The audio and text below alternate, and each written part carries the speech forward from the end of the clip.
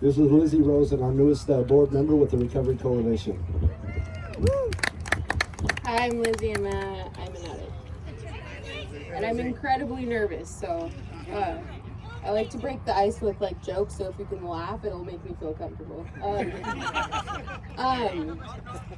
So addiction ruined my life. It started at a very young age for me as well. I spent a lot of years out on the streets, like Jeff, not having anywhere to go, not knowing where to go, not knowing who to reach out to. I caught a lot of felonies, and every single one of them was related to drugs, obviously.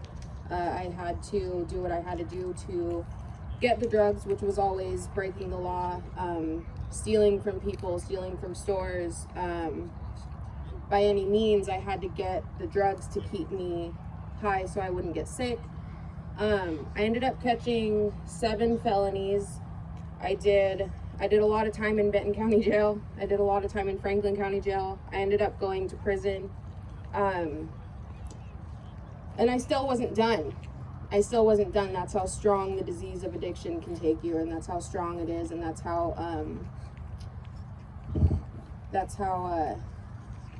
bad it can ruin your life and your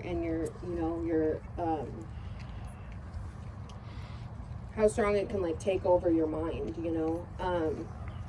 So I went to prison, and from prison I ended up getting a res dosa, so I ended up going to treatment for 6 months. And in treatment I ended up getting clean, and when I came out of treatment and came back home to the Tri-Cities, I was lost. I was so lost. I didn't know who I was. I didn't know who I wanted to be. I didn't have a support group. I didn't have, everybody I knew was loaded. Everybody I knew was either the drug dealer or people that I used with, And that's when I was introduced into Oxford. I went to a support group meetings that I go to and got a sponsor. This sponsor ended up dragging, like literally physically putting me in her car and bringing me to an Oxford house, and I had no idea what Oxford was. I was scared. I didn't know anybody. I didn't think that people could ever help me. I thought I was way too far gone to ever change my life. And she ended up dragging me to this Oxford house, and I was fighting it like crazy. I did not want to be there, and she was like, just give it a chance. She lived there too, and she's like, just give it a chance, it'll change your life. And it changed my life. In Oxford, I was able to learn how to have healthy relationships with other women.